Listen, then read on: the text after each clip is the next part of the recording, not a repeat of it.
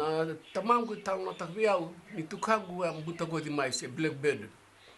O koe a kau bai buta ko di mai beira na babalangi na ngonei liu. Sa ato mai viti. Sa nge mai tiko ngonei Levuka palika leka. Ara kau mai wa vesu. Ara kau mai wa vesu o to na tamangu. Ito se tomata ngoni na lai. Ya ni bate tuli tunga mai ngona. Di kau ba ngoni mai. Kena bale usili na kila ngoni. Ar se sili wa itu itiko na ngonea. Ato kora mai na kai bala na mpeka na ngonea. Ngai mai taurira. Ako sa ngora. Iya. Ngai pisukira na kai biwi na wanga. Sebelo belo. Aquele que o na wanga lebu. E kautira i vanua. E so Wanga. E wanga. Dai sulivera na loli na teke so ka kam kam de baya. Me baga weleira. Me ra kai vesu biuro mo wanga.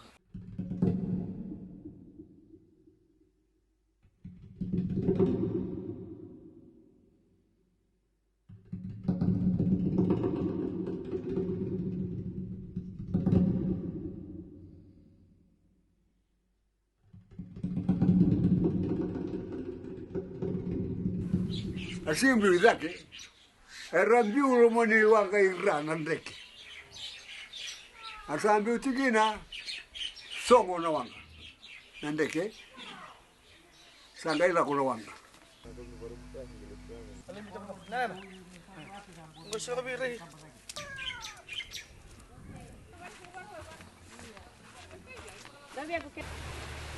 Nakena nanongulong kana no sa kumekina nikima mina sombo ni watu kaka na matanga kaka na kwa Melanesian memba katiko na sombo ndio na bitumele wakaile resultado no wana nan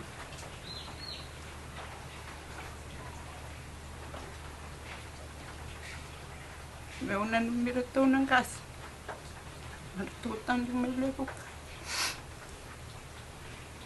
Gaya terayo vale uniu pakaso matak na rin pula. Era astaboy. Di nambakan ikiman sa kay may tunangon eh. Lepi kiman baka mi kimami. Ang dito ko na kaistaka. Nakatamata. Kimami alak may kin. Yes. Sinikila.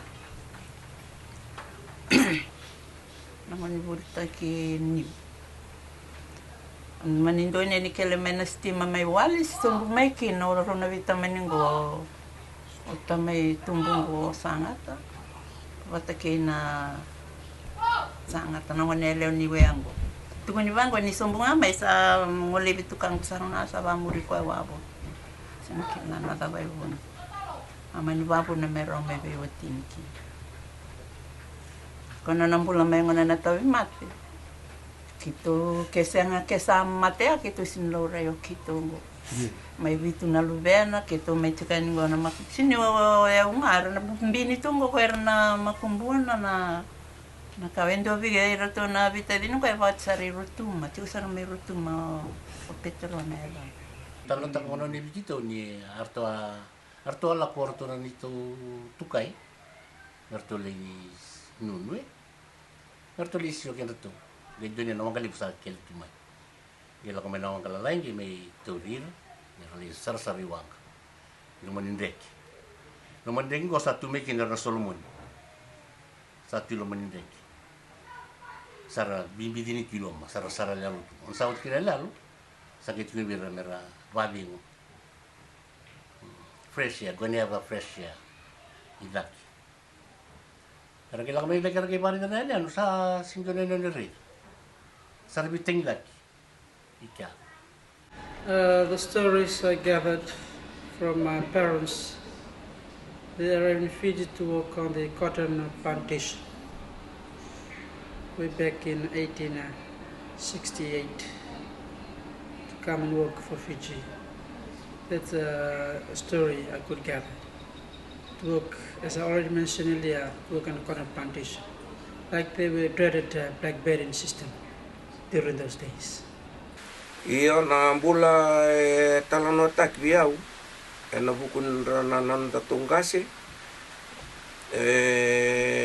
iya bula badir lo mentok ni interna rongoda ni interna reita oi ranan ta wera kau mai ramai bagasura ramai tu mer bagasura rati tu kara maruit mer na bosa rongoda ni na dabute baka me bosa mer nira besu tu era kai war kitu mera mai biko ya kena bibunua na bula era sotava mai oira nang gacer rasu diviti baka kita mangku era mbo sotava talengan renre era sotava na bulan renre na bukuni vaka na bukuni rawaka era bulan renre sar me baka taka nang nongo weekend mbo tiku binasar na baru ni bulan nongo ora na bulan ngona asem bulan den ke sarma do talo takabia na tamangu na kabalolo mendo ya do beira na ngase pambimbi ni rata kata tu pambombula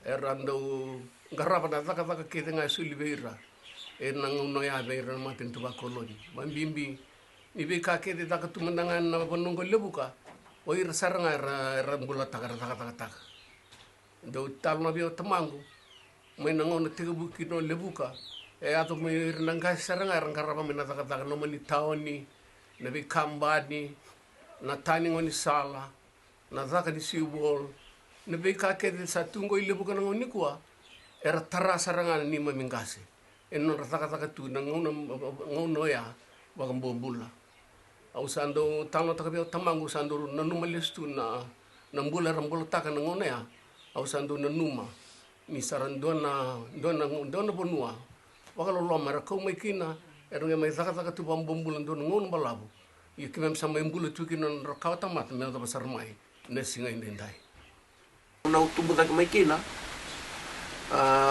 nan renden ni imbula san renden din sarana nakaba buli nakaba taka iyo ndau renden sarai nakaka nangona ni sapu Votu ni nimbulai Levuka iliun arando babon do niu Levuka ngo na taka nga ya na arando taka na niu ndo ko mai bango yan mai na biat yan lo mai bitingo ramai tawani mai maru ti Levuka ngai ndo bola ko mai no wanga liliu mai balang mer mai kauta ko sar nga ya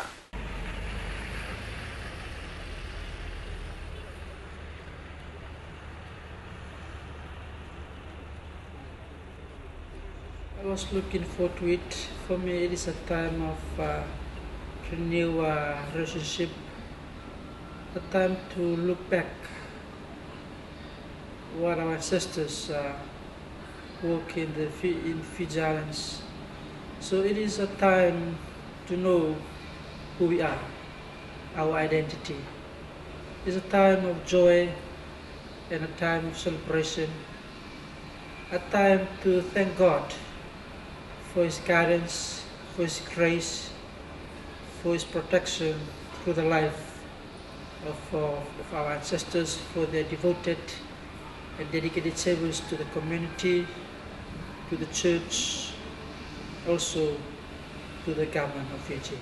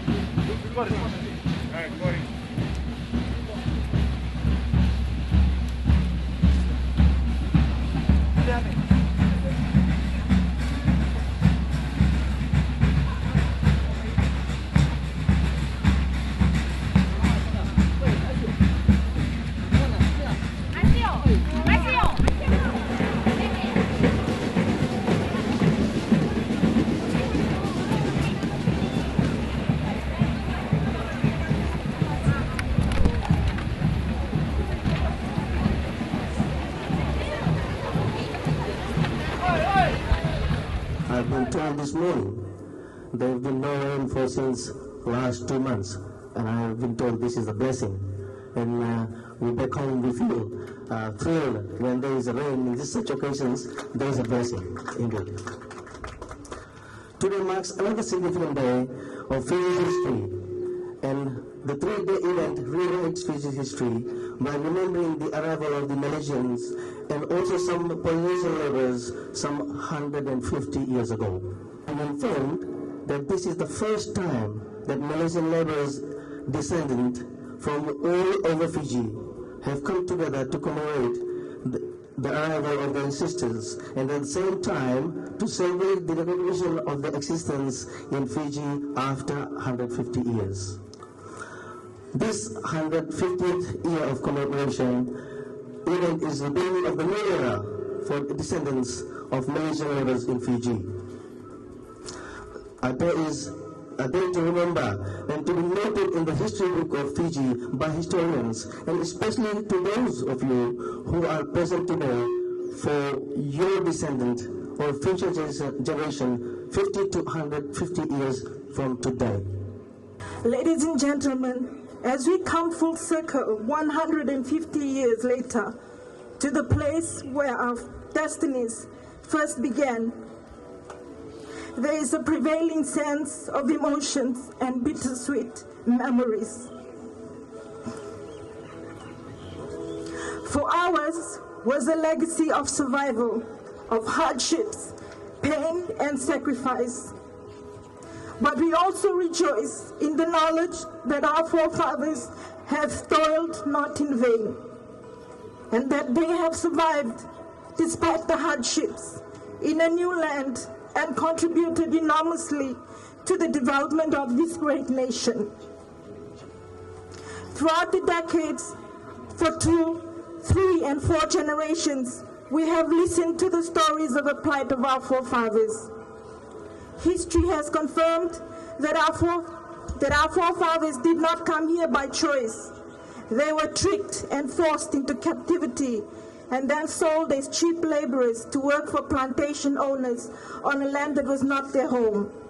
We have cried and lamented over their sufferance and human indignity, but we have also remembered with fondness the new beginnings and the new lives they have built here in Fiji, an ocean away from home. We also remember their plight after the labor masters dispensed off with their services and the continuing hardship they endured to make a living with no land and village to return to. To survive, our fathers learned to speak a new language, observe a new culture, and make a new beginning for themselves. Today, their descendants are Fijian in every aspect except in heritage. On the occasion of the 150th anniversary of the Vanuatu who were taken from our country and brought here to Fiji. For the chief, it is his first time to be in Fiji. For all of us, it's the first time to be in Levuka. We feel honored and we feel very emotional to be here with you. This event is very important just for recognition of this community, because they've been very marginalized in Fiji, and at the same time in the source communities in Vanuatu and Solomons, very little is known about these communities because they've lost the language and the culture and everything. So I think this is a very important event for getting everybody to recognize that this particular community exists with a particular heritage, and that there's particular needs they have, and there's a particular situation that they're put in which is of disadvantage to them. And so it gives us all, like the government of Vanuatu and the Solomons, government of Fiji, the Fijian communities, something to think about how we can work to make this community feel much more accepted and less disadvantaged.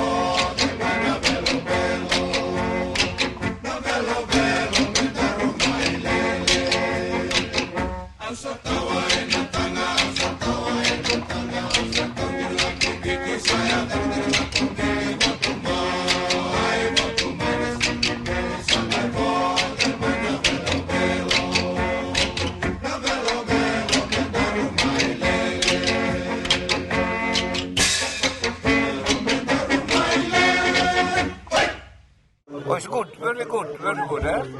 Because this is one thing that brought us together. This is the first time, eh? You see, I'm 74 years old now, but first time I get together for this somewhat Melanesian people together, yeah. Well, in a sense, this is the first time these people have come together to celebrate their heritage and to commemorate the fact that their ancestors survived very difficult times. And so now they're proud of what that achievement was. And so that's really important to them. And I hope that each year there will be commemoration of that first arrival. But this is the best one because it's 150 years and it's the first one that they've ever gathered to commemorate.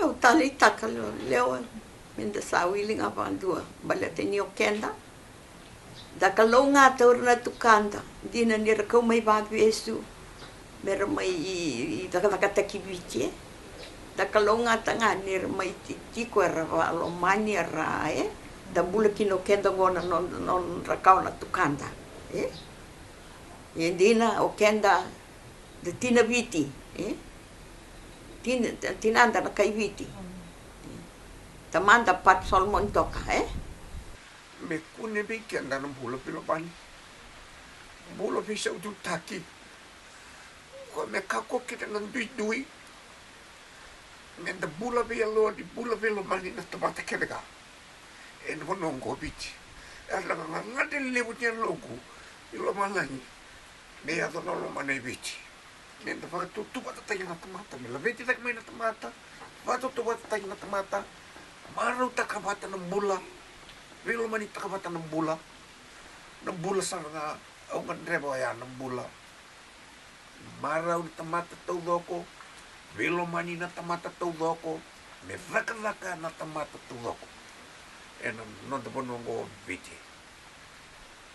Na matainingaw na, amain dambi kina, ora tu Meli be skula ina bani mai vali songaira aun dambe toka asana na mamadalatico sandu na kanu marutaka na kaundu tatandra taka tundo na ngauna me ke me lo rai na Melanesian viti i burura i na kasa ya do mai na singoya sandu na kanu marutaka isa mai tuna koya sana daka indo nonda bakana numi ni singa ke Melanesian viti se Melanesian day ia ngono sa mai ronga ta kina no sa mai talo da kan bi ka ke sa do tino ngone ndai sandu na kan gu marutaka o marutaka me ki membo kilais me ki membo lo reitu i burabura o ki na kautamata ki membo to kai ti na blackbirded se ki membo ta go di mai viru na baba lenga ngono makawa ki me sa membo tu i viti na ke na kautamata e no ngone ndai ya win na nungu ba ka sama se nungu ba nananu ni kimami na Solomon sa tiko I viti dangon ende ndai se kimami na Melanesian dondonu na matentu mena reidi kimami sa roba bimbi na kauta matongo baleta na tau ya ni viti ke na tiko bina ke viti na ngon ni kuwa era sambo wanga tal ngaki na ni mami kauta mata ni mami ngase era baka ngata gira karena taka tupa mbombulan dona ngona balawu sama induri ke na dona matentu na ngona ende ndai matentu tupa ke koya za tiu bina kana viti na ngona ende ndai embo waka tal ngaki ni mami ngase non razaka bangu matua non razaka non rambuno kasa mayado tiki no viti me tiu bina kana ngone ndai kwango ndo na nongo pakana na ndo nongo pakasama na maten tu viti na ngone ndai ndo no mena reidi ki mami me bakani reidi viti tunga se reidi ki mami me ndonga le ni viti ndina ene vitamba ngona sa bermai binak sa valeu